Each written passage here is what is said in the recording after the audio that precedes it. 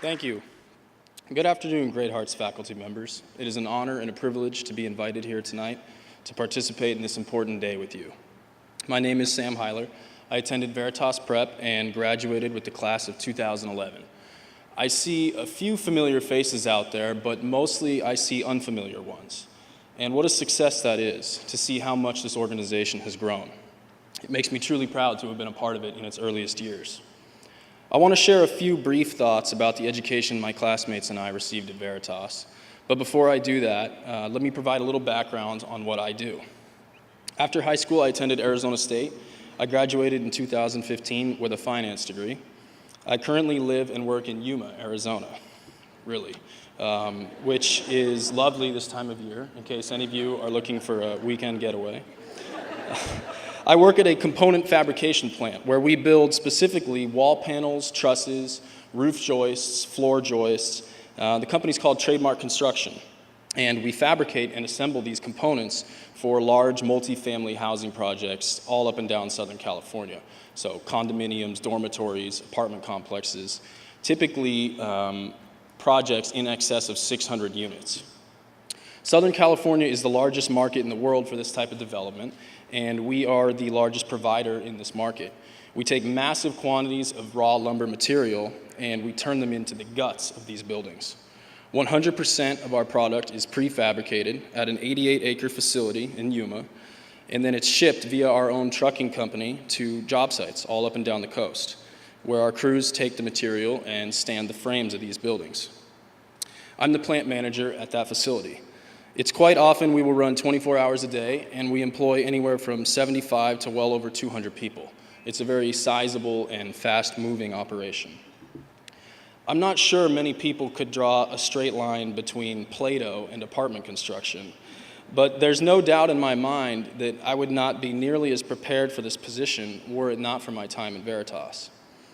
Many of my teachers will remember me as a little bit rambunctious. I had more than my fair share of detentions. I guess I was a slow learner. But I did learn, and what I learned that was so valuable wasn't so much the calculus or the Greek or the Latin, although those things are intrinsically important and contribute to a full education. What I really learned was how to think critically, how to look at a situation, assess it, make the best judgment, and then be able to justify that decision. Sounds a little bit like a senior thesis, doesn't it? I didn't learn how to do that at Arizona State, which is a fine institution. I didn't learn how to do that in grade school. I learned that at Veritas, and a little bit at home. And I might add, I learned it passively and often against my best efforts. I was a far cry from an ideal student. I got mostly B's. Occasionally, I was able to convince a teacher I should receive a congenial A. But a lot of my time at Veritas, when I reflect on it now, was me showing up and punching my ticket.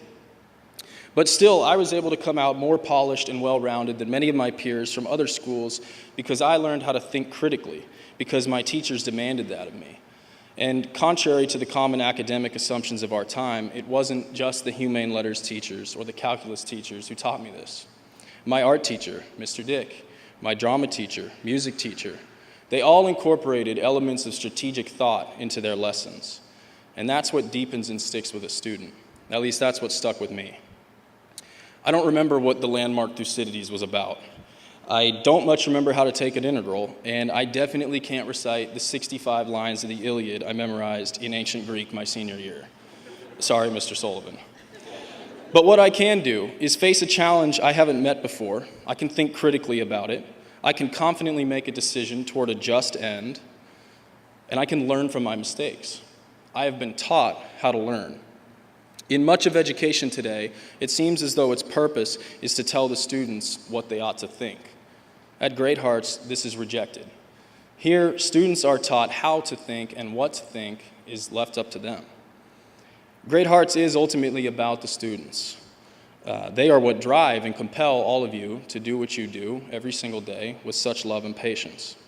Their individual successes are the best measure of the success that Great Hearts can achieve. But from my experience as a student, the Great Hearts model, while it would be far better than most any other school system based on its curriculum alone, is really made special because of its faculty, because of you. My teachers, all of them, left a lasting mark on me, and it wasn't something I realized or appreciated until long after I was gone. You educated me in matters of the heart in ways an education for the mind alone would ignore. So I want to say thank you to all of the teachers in this room, my own and the majority of you who I have never met, from all the different campuses. Your work is highly consequential, and you will lift the lives of many young people, as my teachers certainly lifted mine. To all the new incoming faculty, I'm sure you've been hearing and thinking about these themes, but take it from an alumnus. You are becoming part of something significant, and you'll feel it on the first day. And what separates Great Hearts teachers from many others I have known over the years is that you'll still have that feeling that you are part of something truly unique and special 10 years later. And a disruptive and occasionally irritating student you meet today will be met with the same kind of passion and drive from his teachers as I was 10 years ago. Thank you for having me, and I hope the upcoming school year brings you all joy and fulfillment.